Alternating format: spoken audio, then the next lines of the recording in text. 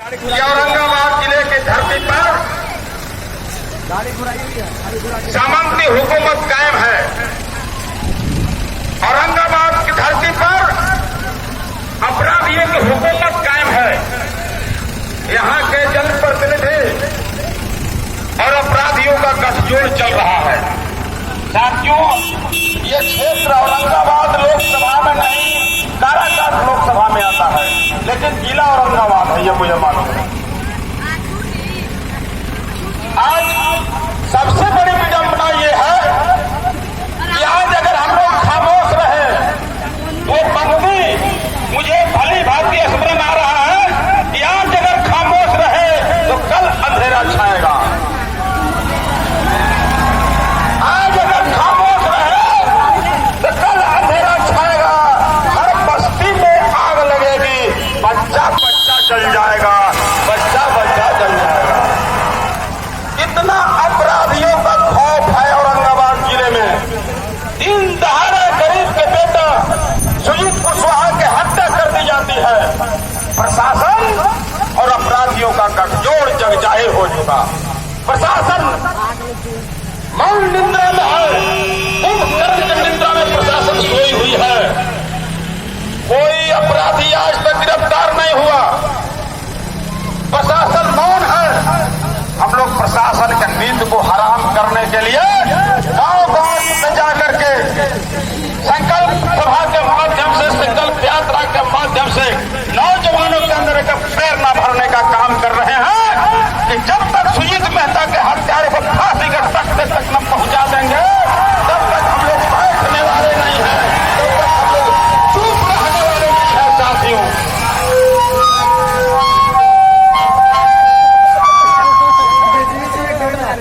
आप सबों को यह भली भांति ज्ञात है कि हम लोग किसान के घर में पैदा लिए, किसान की जिंदगी से हम लोग पले बढ़े, खेत में काम किया है, लेकिन हमारा जमीर नहीं मरा है। इंसाफ की लड़ाई को हमेशा बुलंद करते रहे। साथियों, अभी तक मुझे मालूम है कि औरंगाबाद जिले में बहुतों दलित की हत्याएं कर दी गई, बहुत पिछड़े समाज के लोग मारे गए, बहुत गरीब समाज के लोगों को मारा गया, लेकिन ये प्रशासन और औरंगाबाद के प्रतिनिधि दोनों का जो गठजोड़ है वो गरीब को कुचलने के लिए गठजोड़ बना है। लेकिन अब वो दिन दूर नहीं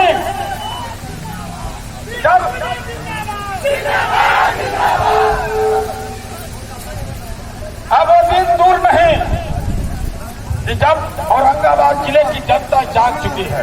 यहाँ के गरीबों के अंदर एक चेतना पैदा हुआ है, गरीबों के अंदर एक दर्द पैदा हुआ है कि हम लोग सुजीत मेहता फांसी के तख्ते तक पहुंचाने के लिए, सुजीत मेहता को इंसाफ दिलाने के लिए, सुजीत मेहता के एक एक कतरे का बदला लेने के लिए हम लोग संकल्प यात्रा के माध्यम से नौजवानों के अंदर प्रेरणा भरने का काम कर रहे हैं। साथियों, यह समझ कर किसी को मौन रहने की आवश्यकता नहीं है कि मेरा बेटा मारा नहीं गया है। सुजीत मेहता सबका बेटा था, सबका भाई था, नौजवानों का हमरा ही था, वो गरीबों के लिए लड़ता था। इसलिए हम तमाम लोगों की जवाबदेही बनती है, चाहे आंधी आए, पानी हो, बरसात हो या धूप, उसकी परवाह नहीं करना है। जिस गांव से जो व्यवस्था है, जिस गांव से जो चलने का साधन है, उस साधन को लेकर के आप औरंगाबाद 12 तारीख को, कितना तारीख? 12 तारीख को 4 बजे गांधी मैदान में सारे लोग लाखों के तादाद में उपस्थित हों। उस दिन हम लोग औरंगाबाद में ये दिखाएंगे ये प्रशासन और अपराधियों का गठजोड़ नहीं चलने वाला है। और औरंगाबाद के एसपी जो अभी तक मौन है, तुम जागो, नहीं तो जनता जाग चुकी है। अब उसको मालूम नहीं है कि जनता के अंदर क्या ताकत होता है। जनता की ताकत का एहसास अभी तक किसी ने नहीं कराया है और न कराने का कोशिश करता है, लेकिन मैं आपसे ताकत का एहसास कराने आया हूं कि आपके अंदर वो ताकत है कि आप पूरे औरंगाबाद की तस्वीर को बदल सकते हैं, औरंगाबाद की तकदीर को लिख सकते हैं।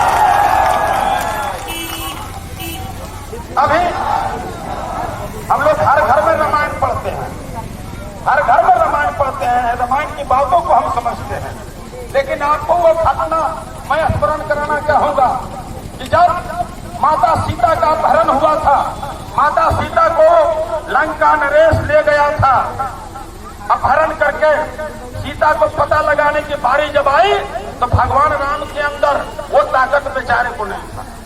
वो ताकत था भाल और बंदर के अंदर। भाल बंदर कौन था? ये समाज था भाल बंदर। लेकिन लिखने वाले लोगों ने हम लोगों को भाल बंदर लिख दिया। एक कवि बड़े ही मार्मिक तरीके से प्रस्तुत किया था कि मां ने पैदा किया आदमी जानकर, मां ने पैदा किया आदमी जानकर, लिखने वालों ने खुद से जानवर लिख दिया। ऊंच नीच बैकवर्ड हरिजन सब लिख दिया। मां ने पैदा किया आदमी जानकर, लिखने वालों ने खुद से जानवर लिख दिया। लेकिन धन्य है बाबा साहब भीमराव अम्बेडकर, जब उठ गई उनकी कलम तो जानवर के जगह आदमी लिख दिया जाए।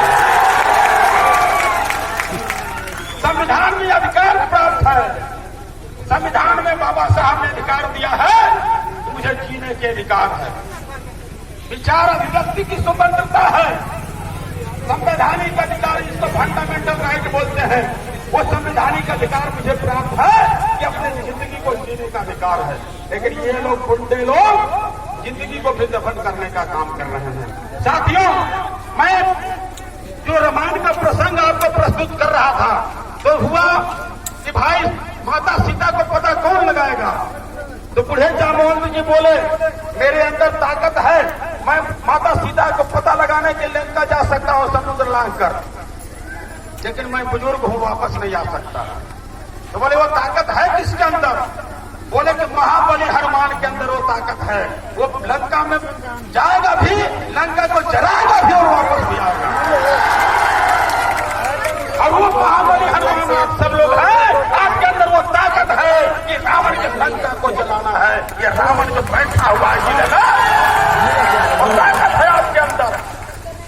आपके अंदर वो ताकत है कि आप लंका में जा भी सकते हैं, लंका को जला भी सकते हैं और रावण का वध भी कर सकते हैं।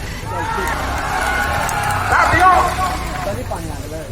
ये अपराध करने वाले लोग किसी जाति के नहीं होते। बहुत से लोग जो है उनके चमचे लोग फेसबुक में लिख रहे थे मगध सम्राट है। हमारे अरे भिख मंगे तो मगध सम्राट कैसे हो सकता?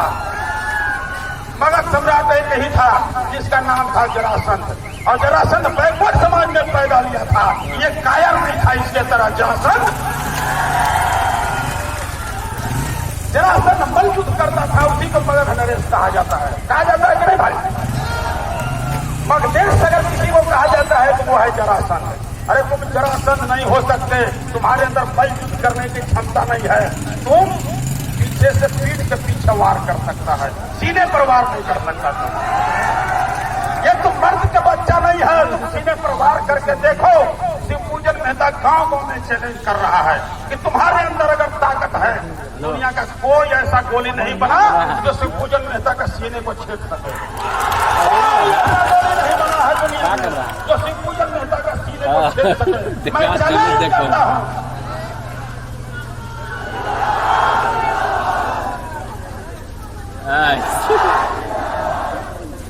देखो मैं चैलेंज करता हूं। शिवरी है अभी मालिक से रिसीव करके आया। मेहता जैसे निरीह प्राणी को क्यों मार रहे हो? तुम गरीब का हत्या क्यों कर रहे हो? तुमको लड़ना तो शिवपूजन मेहता का साथ लड़ो, डेट मुकर्रर कर लो कि फरमाने से लड़ोगे। तुम्हारा अगर ईट नहीं उखाड़ दिए तो शिवपूजन मेहता अभी आइए रहा तुम लोग पटना से।